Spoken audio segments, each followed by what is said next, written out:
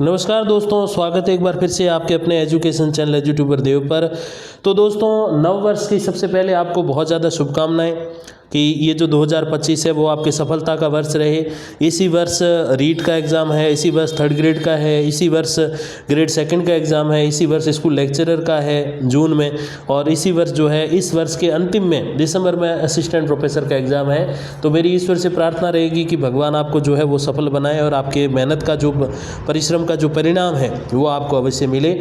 अभी दोस्तों जनवरी में 8 जनवरी से यानी कि अगले बुधवार से, आज भी बुधवार है, नव वर्ष है, और आज से बराबर 7 दिन बाद असिस्टेंट प्रोफेसर पॉलिटिकल साइंस के इंटरव्यू जो है वो शुरू होने वाले हैं।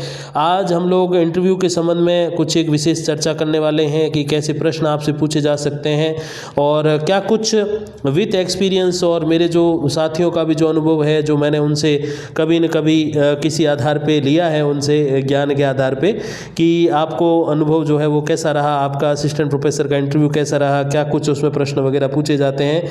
तो साथ ही सहायक आचार्यों और व्याख्याताओं से जो मैंने अनुभव लिया और जो छोटा सा मेरा अनुभव है वो कैसा कुछ रहा है, उसके बारे में मैं आपको आज जानकारी देने वाला हूँ। साक्षात्कार के इन भागों को मैं 5 अलग अलग भागों में जो है बांट कर मैं आपको बताऊँगा कि क्या कुछ इंटरव्यू में होने वाला है, कौन कौन से प्रश्न हो सकते हैं पॉलिटिकल साइंस के संबंध में, समसामयिकी के भी कुछ प्रश्न बताऊँगा, और आपको क्या क्या और कुछ सावधानियाँ रखनी चाहिए इंटरव्यू में ताकि अच्छे मार्क्स जो है वो लाए जा सकें। हालांकि जो प्रश्नों का क्रम या जो प्रश्नों के बारे में मैं बता रहा हूँ, संभावना ये है कि 50 to 60% इसमें से प्रश्न उठाए जाएंगे, क्योंकि लेटेस्ट के बेसिस पे जो पूछेंगे और पॉलिटिकल साइंस की जो समसामयिक घटनाएं हैं उनके बारे में वो अवश्य पूछेंगे, वो मैंने इंक्लूड करने की कोशिश की है। लेकिन इससे आपको एक आइडिया लग जाएगा कि इंटरव्यू में कैसे कुछ प्रश्न पूछे जाते हैं और क्या कुछ उसमें संभावनाएं रहती है कि कौन कौन से प्रश्नों को और कहाँ कहाँ से प्रश्न जो है वो पूछे जाते हैं। तो देखिए, इंटरव्यू के जो 5 भागों के बारे में हम बात करेंगे। पहला भाग है परिचय। तो इसमें आपको सबसे पहले जब जैसे आप एंट्री लें तो आप स्वयं यूं ही न चले जाएं, आप जो है पूछ कर कि मैं अंदर आ सकता हूं क्या सर, तो इसके अकॉर्डिंग जो है आप एंट्री लें। फिर आप जहां विराजित हों तो यूं ही नहीं बैठ जाएं कि सीधे बस जाकर आप वहां बैठ गए, ऐसे नहीं होना चाहिए। क्या मैं आपको वैसे बैठने को कह देंगे, लेकिन अगर थोड़ी देर के लिए नहीं कहें तो आप पूछ के बैठें, ऐसे नहीं बैठें। ये छोटी छोटी बातें हमने 1-1.5 साल पहले जब असिस्टेंट प्रोफेसर 2020 का जो इंटरव्यू का एक माहौल चल रहा था उस समय बनाए थे, तो उसमें ऐसी कुछ चीज़ें मैंने आपको बताया था कि ड्रेसिंग सेंस वगैरह कैसे हैं, आपको अपना परिचय कैसे देना है, स्टार्ट कहाँ से करना है, ये सारी चीज़ें हमने जानी थी। इसमें हम लोग प्रश्नोत्तर की बात करें तो इस परिचय वाले सिस्टम के बाद आपके सामने आरंभिक भाग होगा जहां आपसे जो है प्रश्न पूछे जा सकते हैं, क्योंकि आपके डॉक्यूमेंट्स जो हैं वो उनके पास होंगे और उसमें सारी चीज़ें जो है बिल्कुल स्पष्ट रूप से दिखेंगी, जो डिटेल में वहाँ सारी चीज़ें भरी होंगी वो उनके सामने होंगी कि आपने MA का जो है वो क्या कुछ आपके सिस्टम रहा है, उसमें कौन कौन से सब्जेक्ट्स वगैरह रहे हैं, ये चीज़ें पूछ ली जाएंगी। इसमें आपके जन्म या निवास स्थान से संबंधित पहले जो है वो प्रश्न होने की पूरी संभावना, क्योंकि जैसे आप परिचय देके रहोगे तो आपके जन्म स्थान के संबंध में या फिर आपका जो निवास स्थान है उसके संबंध में प्रश्न किए जाएंगे। जैसे कोई व्यक्ति अगर बाड़मेर से है तो बाड़मेर में यूँ तो बहुत सारे प्रश्न हैं, किरड़ मंदिर के बारे में प्रश्न है, बालोतरा से अगर कोई है तो खेड़ मंदिर के बारे में, जसोल माता रानी भटियाणी जी का जो मंदिर है उसके संबंध में प्रश्न है, नाकोड़ा जी जो मंदिर है उसके संबंध में प्रश्न हो सकते हैं, तिलवाड़ा का जो पशु मेला है बहुत प्रसिद्ध है, बहुत पुराना भी है, उसके संबंध में प्रश्न हो सकते हैं, रिफाइनरी के संबंध में प्रश्न हो सकते हैं। तो इस प्रकार से काफ़ी सारे प्रश्न हैं। और बाड़मेर की अगर मैं बात करूं तो बाड़मेर में एक स्थान है चौटन, जहां सुइयां पोषण मेला का जो है वो अभी आयोजन किया गया, तो उस संबंध में प्रश्न हो सकते हैं। और ये लेटेस्ट में भी काम आ रहे हैं और ये ऑल ओवर भी प्रश्न जो है वो काफ़ी मेमोरेबल, काफ़ी यादगार जो है वो होते हैं, जिसके बारे में कोई भी व्यक्ति बाड़मेर के संबंध में, हालांकि एक और प्रश्न ये भी है जो थोड़ा सा नेगेटिव टाइप ऑफ क्वेश्चन है कि बाड़मेर को पहले जो है वो काले पानी की सज़ा क्यों माना जाता था, तो उसका उत्तर ये कि भाई पहले जो है वो सुविधाएं इतनी ज़्यादा नहीं थी, धोरे थे, रेतीले टिब्बे थे, उसका आवागमन की सुविधा नहीं थी, यातायात के साधनों की, संचार के साधनों की सुविधा नहीं थी, पानी जो है वो वहाँ पर उपलब्ध नहीं होता था, और वहाँ इंसान अगर एक बार चला जाए तो उससे वापस जो है किसी कर्मचारी का ट्रांसफ़र करवाना बड़ा डिफिकल्ट होता था। ये सारी चीज़ें सोचकर जो है काले पानी की सज़ा कहा जाता था। अब ऐसा बिल्कुल भी नहीं है। राजस्थान की पहली और एकमात्र रिफाइनरी जो है वो अपने बाड़मेर, अभी तो खैर बालोतरा हो गया, गया नए जिलों के अकॉर्डिंग, तो चाहे 50 के अकॉर्डिंग मानो, 53 के अकॉर्डिंग मानो या 41 के अकॉर्डिंग मानो, वो जो है रिफाइनरी बालूतरा में आ गई। तो इस प्रकार की चीज़ें पूछी जा सकती हैं। तो चाहे अच्छे प्रश्न हो या किसी स्थान के संबंध में कुछ नेगेटिव नकारात्मक प्रश्न हो, वो अवश्य पूछे जा सकते हैं। आपका जो जन्म स्थान है या यूँ कहें निवास स्थान है उसके संबंध में, तो आपको अपने यहाँ का जो जीके है वो पता होना चाहिए, जो इतिहास है वो आपको पता होना चाहिए। उसके बिना आपका काम थोड़ा सा डिफिकल्ट हो जाएगा, क्योंकि first impression is the last impression होता है। मतलब पहला जो आप प्रभाव छोड़ोगे तो एटलीस्ट और कुछ पता हो ना हो अपने को, अपने विषय के बारे में हालांकि जानकारी है तभी वहाँ तक पहुँचे हो, सभी नहीं पहुँच पाते, लेकिन और कुछ पता होना हो इंसान को अपने क्षेत्र के बारे में, अपनी संस्कृति के बारे में, अपने लोकलाइजेशन के बारे में पक्का पता होना चाहिए। तो वो आपको अवश्य पता होना चाहिए। उसमें पर्यटन स्थल के संबंध में या कोई व्यक्ति रहे हैं उनके संबंध में प्रश्न हो सकता है। जैसे अपने बाड़मेर से अभी जो सांसद हैं उम्मीदराम जी बेनीवाल, इनसे पहले जो सांसद थे कैलाश जी चौधरी, तो वो मंत्री भी थे, केंद्रीय कृषि राज्य मंत्री थे। अभी कौन है ऐसे पूछ सकते हैं। अभी भारत के कृषि मंत्री जो शिवराज सिंह चौहान है, पहले मुख्यमंत्री वगैरह रहे मध्य प्रदेश के। इस प्रकार क्वेश्चन टू क्वेश्चन जो है वो जोड़ के भी आपसे प्रश्न पूछा जा सकता है, और समसामयिक घटनाओं के आधार पर भी जो है वो प्रश्न हो सकते हैं कि आपके क्षेत्र की कोई समसामयिक घटना बताओ। तो घटना में ऐसा नहीं है कि आप कोई हादसे की खबर बता दो, वहाँ ऐसे बताना है कि लेटेस्ट कोई मेले वगैरह का आयोजन हुआ है तो आपको कम से कम 2-3 मेलों का पता होना चाहिए कि कौन कौन से मेले हो रहे हैं, कब आयोजित हो रहे हैं, उनके संबंध में कौन कौन से प्रमुख व्यक्तित्व वगैरह हैं। जैसे तिलवाड़ा का पशु मेला कोई बताएगा तो मल्लीनाथ जी के बारे में पता होना चाहिए, और रामदेव जी जो कि बाड़मेर जैसलमेर में काफ़ी प्रसिद्ध हैं, वैसे और राजस्थान इंडिया प्रसिद्ध हैं, यहाँ पर बहुत ज़्यादा उनको माना जाता है, तो उनके संबंध में प्रश्न हो सकते हैं। कोई व्यक्ति नागौर से है तो तेजा जी के संबंध में प्रश्न हो सकता है। इस प्रकार जो लोक देवताओं के प्रश्न होते हैं वो डेफिनेटली आपको अपने क्षेत्र, जिस आप जिले से आ रहे हैं, जिस संभाग से आ रहे हैं, उनसे थोड़ी सी आपको जो है वो जानकारी विशेषकर अपने लोकल जिले के संबंध में होनी चाहिए। तो इस प्रकार के जो प्रश्न हैं उनके उत्तर आपको पता होने चाहिए। लोकल वाले प्रश्नों में आपको नहीं अटकना है। यहाँ सॉरी सर या क्षमा चाहूँगा सर, इस संबंध में थोड़ी जानकारी कम है, ये नहीं बोलना है, क्योंकि अगर यहाँ पर आपने ये बोल लिया तो फिर जो इंटरव्यूअर हैं वो थोड़ा सा आपको नेगेटिव ले सकते हैं कि आप असिस्टेंट प्रोफेसर, जो कि राजस्थान की सबसे ज़्यादा हायर ग्रेड पे वाली जो जॉब है उसके आप इंटरव्यू के लिए आए हो, वो बनना चाहते हो और आपको अपने लोकल क्वेश्चन नहीं पता है, तो फिर मैं मानता हूँ कि थोड़ा सा कठिन हो जाएगा काम। तो ये आप अवश्य समझ के और इसके उत्तर जान के ही जाएँ। फिर योग्यताओं या शैक्षणिक इतिहास से संबंधित प्रश्न, बीच में आपने कहीं गैप छोड़ा है, एमए में कौन कौन से सब्जेक्ट हैं, प्रीवियस में 5 और फाइनल ईयर में 4 होते हैं, तो उसके अकॉर्डिंग जो है वो प्रश्न आपको पता होने चाहिए कौन कौन से सब्जेक्ट हैं। सारे 9 के 9 नहीं पूछेंगे, 1-2 आप बताओगे सही सही तो फिर वो समझ जाएंगे हाँ ये कुछ प्रश्न हैं। और योग्यता के संबंध बीच में जो आपने जो गैप कहीं छोड़ा है तो क्यों छोड़ा, उसमें क्या किया है, इस संबंध में प्रश्न हो सकता है। और कोई ऐसे अभ्यर्थी भी हैं बीएससी किया है फिर एमए किया तो एमएससी क्यों नहीं किया, उसका भी आपको प्रॉपर रीज़न पता होना चाहिए। ये कभी मत कहना कि मेरी रुचि खत्म हो गई थी, ये अवश्य कह देना कि सर हमारे वहाँ पर जो है वो एमएससी रेगुलर में करना चाहता था, लेकिन ऐसी कोई सुविधाएं जो है वो महाविद्यालयों में नहीं थी एमएससी की, एमए की अवश्य थी, इसीलिए मैं जो है वो एमएससी नहीं कर पाया, मैंने जो है एमए पे फोकस किया। तो ये रीज़न होना चाहिए। ऐसे नहीं साइंस में मेरी रुचि खत्म हो गई, पोस्ट कम आती है इसीलिए मैं आर्ट्स ले ली मैंने और आर्ट्स में मेरी रुचि हो गई, ऐसे नहीं कहना है, नहीं तो फिर थोड़ा सा उपहास वहाँ पर हो जाता है। अगला प्रश्न देखिए, सेवा काल या बेरोजगारी से संबंधित प्रश्न। अभी तक नौकरी लगे हो तो नौकरी के संबंध में प्रश्न हो सकता है कि भाई जैसे जो विद्यालय हैं वहाँ पर जो ABCID का जो कार्य चलता है या आधार की जो फुल फॉर्म है, इस प्रकार की चीज़ें पूछी जा सकती हैं क्योंकि उसी की बेस पे वो बनती है। और इसके संबंध में और सारे जो प्रश्न जैसे छात्रवृत्ति के संबंध में कोई योजना चल रही है या स्कूलों के जो एग्ज़ाम हैं जो उनका जो स्तर रहा है, जैसे कि जिला स्तरीय परीक्षा जो है वो किसको कहते हैं, जिला समान परीक्षा किसको कहते हैं, डाइट की फुल फॉर्म क्या है, क्योंकि डाइट ही उसका जो है वो कंट्रोलिंग इंस्टीट्यूट होता है। इस प्रकार के प्रश्न जो है आपसे पूछे जा सकते हैं अगर आप नौकरी में हैं और लेटेस्ट ही लगे हैं तो डेफिनेटली एग्ज़ाम का जो सुपरविज़न होता है उसके संबंध में जो है प्रश्न हो सकते हैं कि किसको ये जिम्मेदारी दी जाती है, क्यों दी जाती है, क्वेश्चन पेपर का कैसे आयोजन वगैरह करवाया जाता है, ये प्रश्न हो सकते हैं। और अगर बेरोजगार हैं तो अभी तक नौकरी क्यों नहीं लगे, इस संबंध में प्रश्न हो सकता है। और ये कहोगे कि तैयारी तैयारी नहीं की अभी तक, तो क्यों नहीं की, ये भी प्रश्न हो सकता है। लेकिन सर प्रयास किया था, लेकिन मुझे उतना अनुभव नहीं था इस जॉब के संबंध में, इसीलिए मैं अभी तक जो है ये जॉब ले नहीं पाया हूँ। और ये कभी भी नहीं कहना है कि मैं इतने दिन तो बस जागा नहीं था, सोया हुआ था, अभी उठ के मैं सोच रहा हूँ असिस्टेंट प्रोफेसर बनूँ, ऐसी बात बिल्कुल नहीं। और कई ये कहते हैं कि ये सबसे ज़्यादा हायर ग्रेड पे वाली जॉब इसलिए ले रहा हूँ, ऐसा पैसों के लालच की बात वहाँ पर नहीं करनी है। वहाँ यही कहना है कि सर कॉलेज लेक्चरर को जो है सबसे ज़्यादा सम्मानित दृष्टि से देखा जाता है एजुकेशन सेक्टर में। सम्मानित तो ग्रेड 3, ग्रेड 2, ग्रेड 1 ये भी हैं, स्कूल लेक्चरर और हेडमास्टर, प्रिंसिपल, ये भी सभी सम्मानित हैं, लेकिन ये जो है सर्व सम्मानित माने जाते हैं। और मैं हमेशा से ही सर हायर एजुकेशन में अपना जो कैरियर है वो बनाने के लिए मैं उत्सुक था, इसीलिए मैंने इसी को इस विकल्प के रूप में चुना और इसी की तैयारी के संबंध में जो है मैंने विचार किया। तो ये सारी बातें आपको अवश्य बतानी है।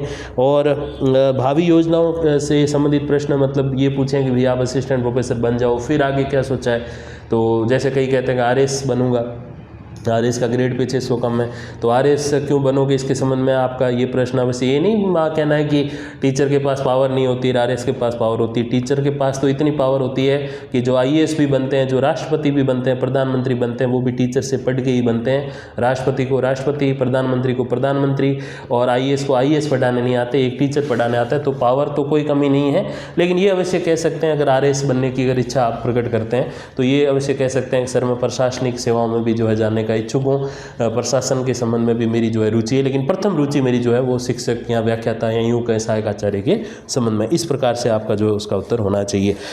फिर सहायक आचार्य से संबंधित प्रश्न, कोई ऐसे साथी जिन्होंने विद्या संबल योजना में या फिर किसी और प्राइवेट कॉलेजेस वगैरह में जो है सहायक आचार्य के रूप में या लेक्चरर के रूप में कार्य किया है, तो उससे संबंधित भी प्रश्न हो सकते हैं कि पर आवर का पेमेंट क्या रहता है, या फिर जो विद्या संबल योजना में जो सहायक आचार्य लगे हैं और जो स्थायी रूप से लगे हैं उसमें क्या अंतर है, क्या स्थायी कर देना चाहिए क्या।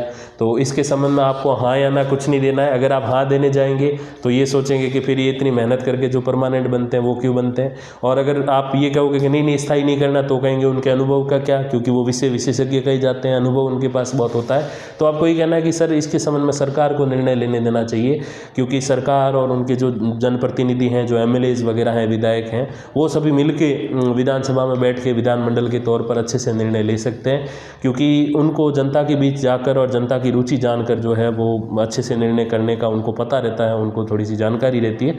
इसीलिए मैं ये सर मानता हूँ कि सरकार को इसमें छूट दे देनी चाहिए कि वो इसमें क्या निर्णय लेना चाहते हैं। तो इस संबंध में इस प्रकार के आपके जो उत्तर होने चाहिए। फिर इस दौरान आप इंटरव्यू के बीच में जब पहुंच जाएं तो फिर आपसे समसामयिक प्रश्न होंगे। यहाँ 20-20, 25-25 में ऐसे प्रश्न बताऊंगा जिनकी सबसे ज़्यादा संभावना है। तो सभी के तो मैं उत्तर नहीं दूंगा, क्योंकि आपको खुद को इसके संबंध में रिसर्च करके और अपना नॉलेज गेन करके पढ़ना है, तभी आप याद कर रख पाओगे। एक वीडियो के तौर पर आप स्किप कर करके देखोगे तो इतना अच्छे से आप जो है इसको टैकल नहीं कर पाएंगे। तो राजस्थान विधानसभा के संबंध में जो प्रश्न हो सकते हैं चुनाव के संबंध में, वो जैसे BJP को कितनी सीटें मिली, उपचुनाव का क्या कुछ रहा, महिलाएं जो हैं वो कितनी मंत्री है, कितनी महिलाएं विधायक हैं, इस प्रकार के प्रश्न हो सकते हैं। जो 2 मंत्री हैं महिलाएं, वो कहाँ से MLA हैं। और उपचुनाव के संबंध में आपसे प्रश्न हो सकता है कि उपचुनाव जो है वो कौन कौन सी सीटों पे हुए थे, क्यों हुए थे, कौन कहाँ जीता है, कौन कहाँ हारा है। हारने के संबंध में इतने प्रश्न नहीं होते, जीतने के संबंध में हो सकते हैं, और जीतने पूरे साथ के साथ याद नहीं करने, 2-4 आप बताओगे तो फिर अगला प्रश्न आ जाएगा। इसमें इतना गैप नहीं दिया जाता, और पूरी जानकारी खैर उनको भी नहीं पता रहती, 2-4 जो फेमस हैं स्थान उन्हीं से जो है वो प्रश्नोत्तर किए जाते हैं। फिर राजस्थान के राज्यपाल के संबंध में प्रश्न होगा। राज्यपाल अभी जो हैं हरिभाऊ जी, तो वो कहाँ से हैं, महाराष्ट्र से हैं, विधानसभा में MLAs भी रहे हैं। और राज्यपाल की नियुक्ति, राज्यपाल के संबंध में प्रश्न जैसे कि वो अपना त्यागपत्र किसको दे सकते हैं, मुख्यमंत्री और राज्यपाल के संबंध कैसे होते हैं, और जो जिस राज्य का व्यक्ति उसको उस राज्य में क्यों नहीं लगाया जाता, राजस्थान से कौन ऐसे व्यक्ति इस समय जो कहीं और राज्यपाल हैं, इस प्रकार के प्रश्न हो सकते हैं। फिर लोकसभा के आम चुनाव के संबंध में डेफिनेटली क्वेश्चन आएंगे कि यहाँ पर जो है किस पार्टी को कितनी सीटें मिली है, मंत्रियों का क्या कुछ है, राजस्थान से ऐसे कौन से व्यक्ति हैं जो मंत्री बनाए गए हैं, इस प्रकार के, क्योंकि ये करंट अफेयर में भी हैं, पिछले 1 साल का ये GK है। और फिर ये क्योंकि पॉलिटिकल साइंस के आप विद्यार्थी हैं तो डेफिनेटली इतना तो आपको पता होना ही चाहिए। फिर है ओलंपिक्स और पैरालंपिक के बारे में प्रश्न, क्योंकि आते रहते हैं कंपटीशन एग्जाम में काफ़ी सारे। स्टार इसलिए है क्योंकि ये पॉलिटिकल साइंस से संबंधित प्रश्न नहीं है, प्रॉपर करंट अफेयर से संबंधित प्रश्न है। फिर अमेरिका के राष्ट्रपति का जो चुनाव हुआ है, राष्ट्रपति कौन है, और उपराष्ट्रपति कौन है उसके संबंध में प्रश्न हो सकते हैं। उपराष्ट्रपति जो है अभी 40वें हैं और जो डोनाल्ड ट्रंप हैं वो अभी इस समय जो है, माफ़ कीजिएगा, उपराष्ट्रपति 50वें हैं और जो राष्ट्रपति है वो 47वें हैं। तो इनसे पहले कौन थे? जो बाइडेन जो भी हैं 20 जनवरी को जो है वो कार्यग्रहण अपना स्वीकार करेंगे डोनाल्ड ट्रंप। तो इस प्रकार के पहले क्यों चुनाव होते हैं अमेरिका में? राष्ट्रपति के चुनाव की क्या व्यवस्था है? अध्यक्षात्मक प्रणाली है, एक संसदात्मक है, ये आपको पूछ सकते हैं। संसदात्मक का क्या अर्थ है, अध्यक्षात्मक का क्या अर्थ है, क्या अंतर है दोनों में? भारत में कौन सी प्रणाली है, ब्रिटेन में कौन सी है, और भारत में अध्यक्षात्मक क्यों नहीं है? भारत में जैसे 2 प्रधान के बारे में आपको प्रश्न पूछ सकते हैं कि वास्तविक प्रधान जो होते हैं वो प्रधानमंत्री होते हैं और नाम मात्र के या फिर संवैधानिक प्रधान जो होते हैं वो राष्ट्रपति होते हैं। तो इस प्रकार के प्रश्न जो है वो इससे जोड़ के पूछे जा सकते हैं। फिर विधानसभा चुनावों के जो परिणाम हैं, जैसे मैंने पहले ही बताया, उस संबंध में प्रश्न, और अलग अलग अभी जो जैसे हरियाणा का चुनाव हुआ है, महाराष्ट्र का भी हुआ है, और भी अलग अलग राज्यों के जो चुनाव हुए हैं जो काफ़ी प्रसिद्ध भी रहे अपने आप में, वहाँ कौन मुख्यमंत्री बना है, किस पार्टी की सरकार बनी है, इस प्रकार के प्रश्न जो है वो आपसे पूछे जाएंगे। रूस और यूक्रेन का युद्ध जो कि काफ़ी 2-2.5 साल मेरे हिसाब से हो गए हैं, अगर मैं गलत नहीं हूँ तो उतने सालों से चल रहा है, और उसके बारे में प्रश्न हो सकते हैं। अफगानिस्तान, तालिबान का क्या कुछ है, क्या तालिबान कोई राज्य है, आतंकवादी संगठन है, उसके बारे में प्रश्न हो सकता है। भारत मालदीव जो विवाद चला था बीच में, उसके संबंध में प्रश्न हो सकता है। बांग्लादेश के हालात और बांग्लादेश का जन्म कब हुआ, 1971 वॉर की क्या स्थिति थी, कितने सैनिकों के साथ क्या कुछ आत्मसमर्पण की स्थितियां वगैरह रही, वो प्रश्न आपसे हो सकता है। और इसके साथ साथ बांग्लादेश के वर्तमान प्रमुख कौन है, शेख हसीना का क्या कुछ इतिहास रहा है, भारत ने उनको जो शरण दी है, क्या उस शरण देना जो है वो व्यवस्था जो की है भारत ने वो गलत है क्या? क्या ऐसे शरण दे देते हैं तो क्या अपने और बांग्लादेश के जो रिश्ते हैं वो ख़राब हो जाएंगे क्या? बांग्लादेश में जो अल्पसंख्यक जो है वहाँ के हिंदू हैं उनके ऊपर जो अत्याचार हो रहे हैं उसके संबंध में प्रश्न हो सकता है। साथ ही साथ बांग्लादेश में हालातों को कैसे सुधारा जाए, इस संबंध में आपके क्या विचार हैं, उसके बारे में भी प्रश्न हो सकता है। तो आपको यहाँ अपने विचार अवश्य बताने हैं कि सर बांग्लादेश में जो है वो अंतर्राष्ट्रीय हस्तक्षेप तो इतना नहीं होना चाहिए, वहाँ की जनता को आगे आना चाहिए और एक लोकतांत्रिक व्यवस्था का गठन करके और वहाँ पर जो है व्यवस्थाओं को फिर से ठीक करना चाहिए, क्योंकि ये गैर लोकतांत्रिक तरीके से अभी जो सरकार चल रही है वो अच्छी बात नहीं है। और लोकतंत्र के हिसाब से अगर हम लोग देखें तो बिल्कुल चुनाव के माध्यम से जो है वो नई सरकार का गठन होना चाहिए, फिर चाहे वो शेख हसीना बन जाए या फिर और कोई बने, और जैसी व्यवस्था हो लोकतांत्रिक तरीके से होना चाहिए। अब इसमें पूछ सकते हैं भाई लोकतांत्रिक तरीके का मतलब क्या है, तो चुनाव की व्यवस्था होनी चाहिए, चुनाव आयोग को जो है स्वतंत्रताएं देनी चाहिए और इस प्रकार की व्यवस्थाएं जो है वो की जानी चाहिए। तो ऐसे आप जो है इस क्वेश्चन को टैकल कर सकते हैं। फिर देखिए प्रधानमंत्री के विदेशी दौरे और सम्मान, जो अभी कुवैत ने लेटेस्ट सम्मान दिया है, इस प्रकार के सम्मानों के बारे में जो क्योंकि करंट अफेयर की बात है तो ये आपको पता होना चाहिए। पूर्व प्रधानमंत्री मनमोहन सिंह जी, उनका निधन, उनका जन्म कहाँ हुआ, उनकी जो योग्यताएं थी MA इकोनॉमिक्स वगैरह वो आपको पता होना चाहिए। वो लेक्चरर भी थे इकोनॉमिक्स के, वो आपको मालूम होना चाहिए। उन्होंने कॉलेजेस यूनिवर्सिटीज़ में पढ़ाया है, RBI के वो चीफ रहे और वित्तीय सचिव भी वो रहे थे। तो इस प्रकार के पदों पर वो रहे थे। 1 रुपये के जो नोट होता है उस पर सिग्नेचर किसके होते हैं, बाकी नोट पे जो है वो RBI चीफ के होते हैं। तो इस प्रकार की जो चीज़ें हैं करंट अफेयर में ये सारी चीज़ें आती हैं, तो अर्थशास्त्र के संबंध में भी थोड़ी सी आपको नॉलेज होनी चाहिए। वो कितनी बार प्रधानमंत्री रहे, जैसे कि 2 बार रहे, 10 साल वो रहे, 2004 से 14 तक अटल बिहारी वाजपेयी जी के बाद में और नरेंद्र मोदी जी से पहले। और सबसे लंबा कार्यकाल किसका है, जैसे जवाहरलाल नेहरू जी, फिर इंदिरा गांधी जी, मोदी जी वगैरह, ये सारी चीज़ें जो है प्रधानमंत्रियों के कार्यकाल तो खैर आपको पता ही है, तभी ये एग्जाम निकल के आए हो, तो वो आपको थोड़ा सा PM के बारे में भी जानकारी होनी चाहिए। फिर एक देश एक चुनाव समिति रामनाथ कोविंद जी के अंतर्गत जो बनी है, उसके क्या प्लस क्या माइनस है, क्या उसके फायदे हैं, क्या उसकी हानियां हैं, कांग्रेस क्यों विरोध कर रही है, विपक्ष क्यों विरोध कर रहा है, विपक्ष के प्रमुख नेता कौन है, राहुल गांधी, वो आपको पता होना चाहिए, मल्लिकार्जुन खड़गे वगैरह, ये चीज़ें थोड़ी सी पता होनी चाहिए आपको। फिर राजस्थान उच्च न्यायालय में नवनियुक्त न्यायाधीश, जो अभी 3 न्यायाधीश लेटेस्ट ही जो है वो नियुक्त किए गए हैं, वो कौन है, उनके बारे में थोड़ी जानकारी होनी चाहिए। जिले और संभागों की नवीन स्थिति अब 41 कर दी है इन्होंने, ये स्थिति जो है इसके बारे में जानकारी होनी चाहिए। कौन से वो 9 जिले हैं जो समाप्त किए गए हैं, क्योंकि करंट का है तो पता होना चाहिए। 3 संभाग कौन से नए थे वो आपको पता होने चाहिए जिनको समाप्त किया गया है। स्थानीय चुनावों की व्यवस्था, जो अभी 5 साल पूरे हो गए वैसे ग्राम पंचायतों में जो सरपंच वगैरह जो थे, उप सरपंच, वार्ड पंच वगैरह उनको फिर थोड़ा सा और रिनोवेशन दिया गया है, 6 महीने मेरे हिसाब से आगे बढ़ाए गए हैं। तो उसके संबंध में आपको पता होना चाहिए कि ऐसा क्यों किया गया है और इसके पीछे क्या कुछ रीज़न दिया गया है। अभी वहाँ पर व्यवस्था जो है वो कौन संभालेगा, प्रशासक जो है वो क्या होते हैं, इस संबंध में प्रश्न हो सकते हैं। फिर संविधान दिवस कब मनाया जाता है वो आपको पता होना चाहिए। गणतंत्र दिवस 26 जनवरी को है। इनके बीच में जो गैप है वो गैप क्यों है, उसके संबंध में प्रश्न कि ये 2 महीनों का गैप किस लिए है, क्या रीज़न है, ये 2 वर्ष 11 माह 18 दिन जो लगे, यानी कि ये संविधान कब बनना शुरू हुआ था, इस संबंध में प्रश्न जो है वो आपसे किए जा सकते हैं। फिर सर्वोच्च न्यायालय के मुख्य न्यायाधीश के संबंध में प्रश्न हो सकता है। थोड़े दिन पहले ही नए जो है मुख्य न्यायाधीश बने हैं। T20 विश्व कप और बॉर्डर गावस्कर ट्रॉफी जो अभी चल रही है उसके संबंध में प्रश्न हो सकता है। खेल से संबंधित है ये कि भारत की क्या कुछ स्थिति चल रही है, और कोई अगर इंटरेस्टेड है वहाँ जो इंटरव्यू पैनल में होंगे तो वो और भी प्रश्न कर सकते हैं, क्या रोहित शर्मा को कैप्टनसी छोड़ देनी चाहिए क्या, अगर आपकी रुचि क्रिकेट में है तो ऐसा प्रश्न भी हो सकता है।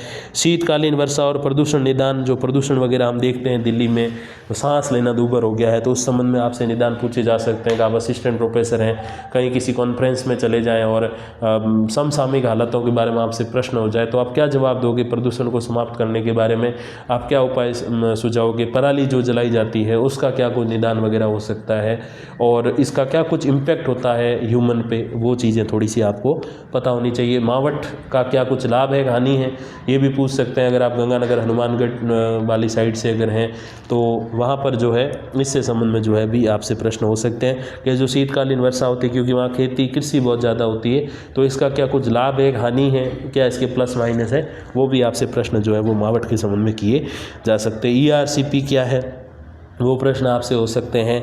भारतमाला परियोजना के संबंध में प्रश्न हो सकते हैं और वायु प्रदूषण से संबंधित प्रश्न, जैसे कि मैंने कहा कि प्रदूषण निदान, इसमें प्रश्न हो सकते हैं। फिर जो अगर हम बात करें 25वां प्रश्न, वैसे तो इनकी कोई सीमा नहीं है, बात कर ही सकते हैं हम 1 घंटा, लेकिन ये है कि कुछ और प्रश्नों में अगर ये पूछे जाएंगे तो कुछ योजनाएँ चलती हैं कॉलेजेस के संबंध में, उनके बारे में आपसे पूछा जा सकता है। अनुप्रति कोचिंग योजना क्या है, युवा संबल योजना क्या है, कालीबाई मेधावी क्या है, देवनारायण स्कूटी योजना क्या है और विद्या संबल योजना क्या है, इस संबंध में प्रश्न हो सकता है।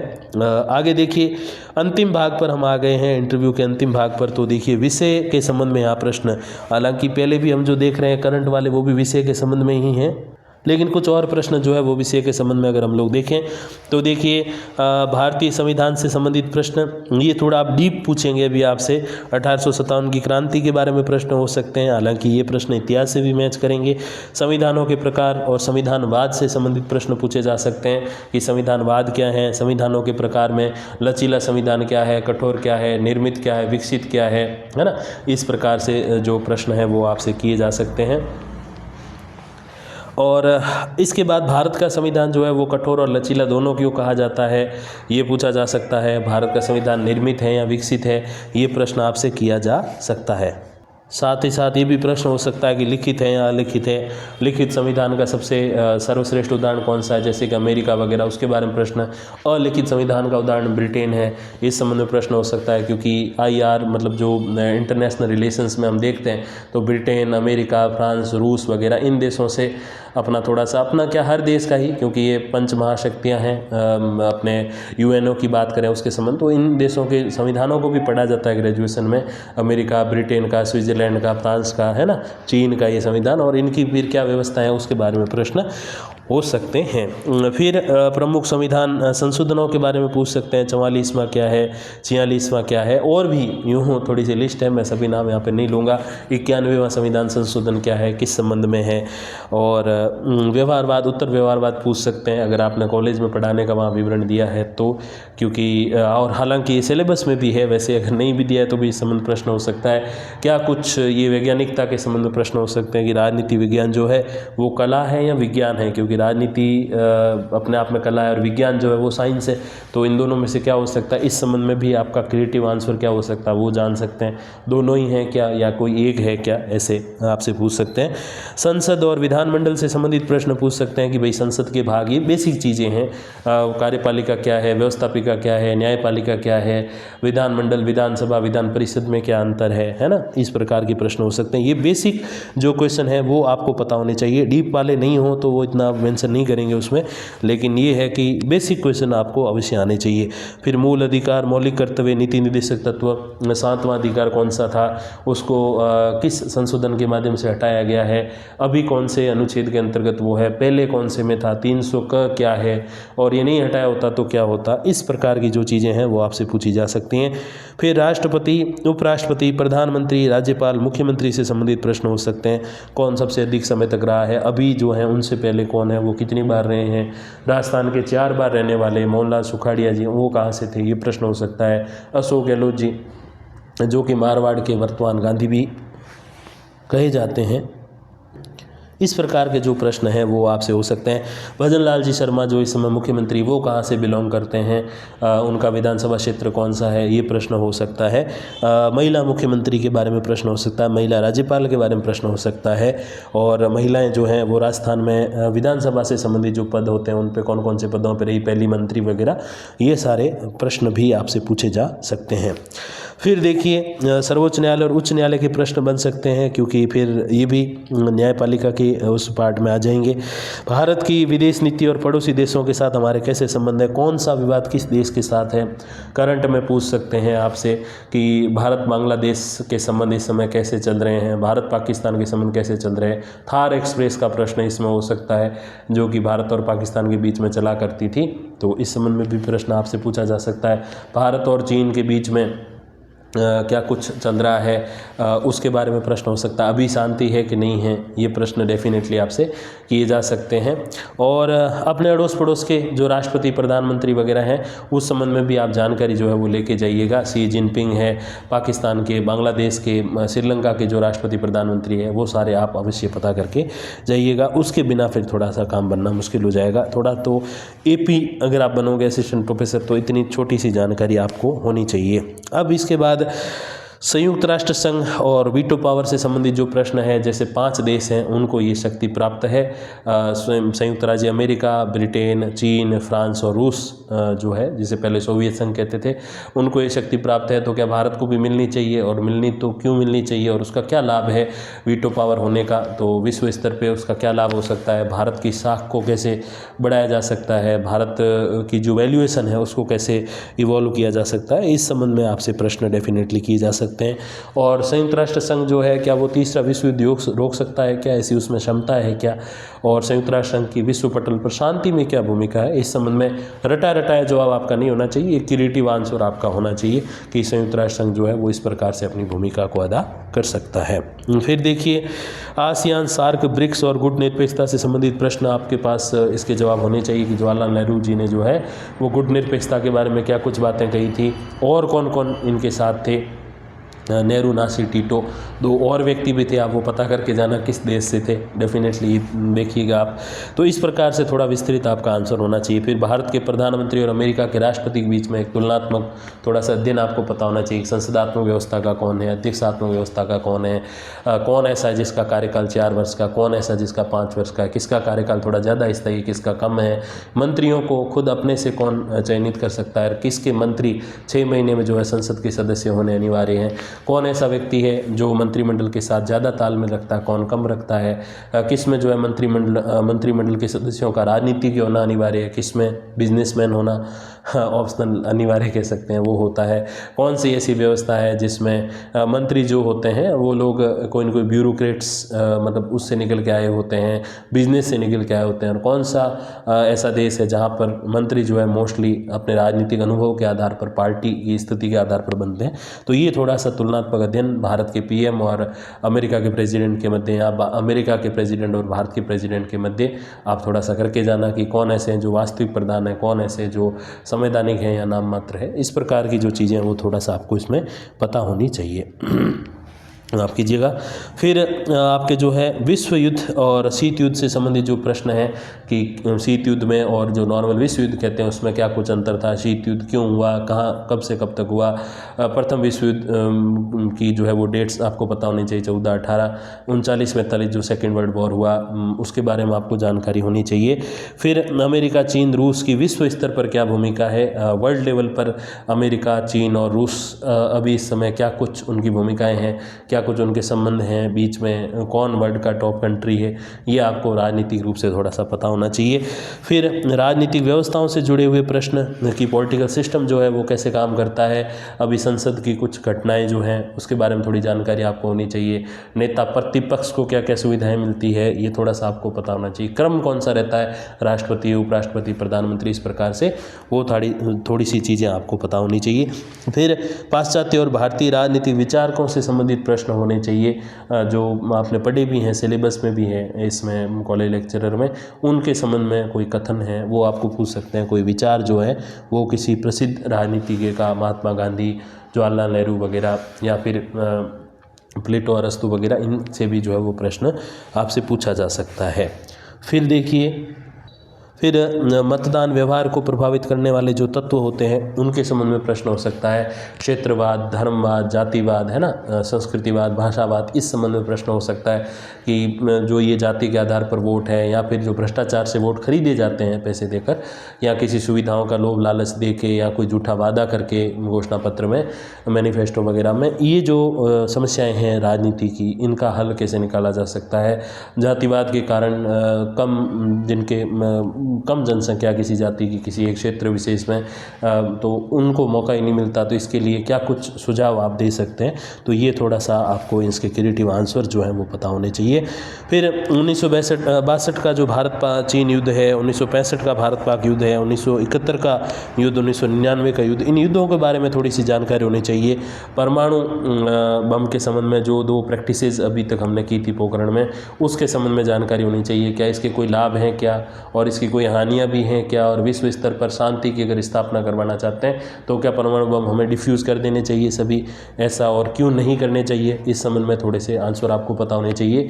मोस्टली जो इनके आंसर रटे रटाए से ज़्यादा मैं समझता हूँ कि क्योंकि उनको पता है रटना अच्छे से आता है तब ये एग्ज़ाम क्लियर होता है, और समझना उससे भी ज़्यादा आता है तब भी इस एग्ज़ाम में एक बहुत महत्वपूर्ण भूमिका निभाई जा सकती है। और एक प्रोफेसर से आप रटन प्रवृत्ति की उम्मीद नहीं करते, आप प्रोफेसर से उम्मीद करते हैं कि वो अंडरस्टैंडिंग उसकी कैसी है, प्रश्न को वो एक क्रिएटिव आंसर में कैसे बदल सकता है, प्रश्न को वो इस प्रकार से हैंडल करे कि विद्यार्थी को आसानी से समझ आए, सामने किसी से बात करे, किसी और विषय विशेषज्ञ विद्वान से, तो आसानी से समझ सके।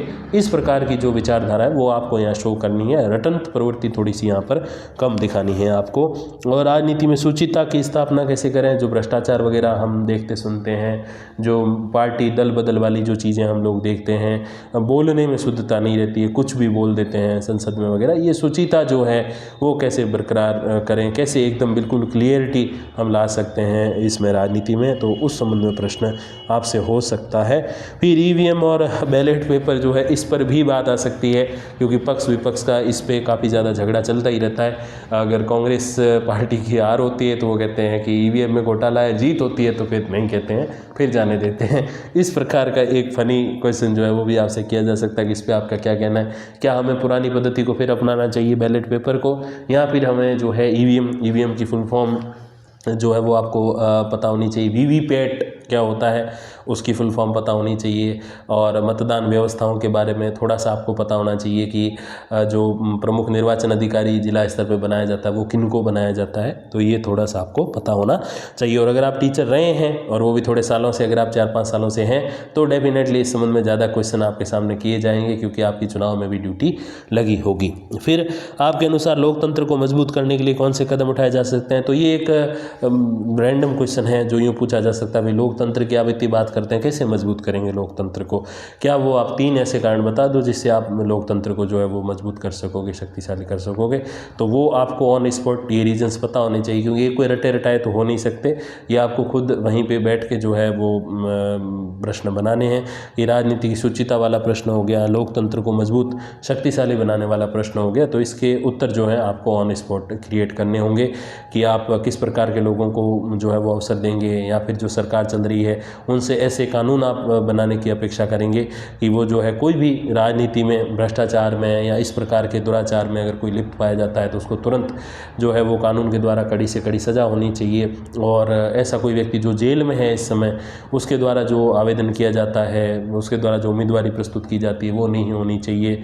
या एक आधा और आप सुझाव दे सकते हैं कि भाई जो महिलाएं हैं उनको अवसर देना चाहिए, महिलाओं की जो शिक्षा वगैरह जो है, समाज में जो कुरीतियाँ चल रही हैं उनको समाप्त करेंगे और महिलाओं की शिक्षा में अभिवृद्धि करके महिलाओं को आगे आने का अवसर देंगे। तो एक महिला कोई नेता होगी, कोई नेत्री होगी, तो उसको थोड़ा सा हम ये मान के चल सकते हैं वो भ्रष्टाचार में थोड़ी सी कम लिप्त होगी, ऐसा अभी हम समाज की स्थिति को देख के मान सकते हैं। और हालांकि ये नहीं कि पुरुष हैं सारे भ्रष्टाचारी हैं, ऐसा नहीं है, लेकिन एक ये समाज में व्यवस्था परिवर्तन अगर हम लोग करेंगे, युवाओं को आगे आने का अवसर देंगे और भ्रष्ट जो लोग हैं उनको जेल तक पहुंचाने की बात करेंगे, शिक्षा के माध्यम से समाज में राजनीति शुचिता लाने की बात करेंगे, तो डेफिनेटली इस प्रश्न को बहुत अच्छे से हम लोग टैकल कर लेंगे।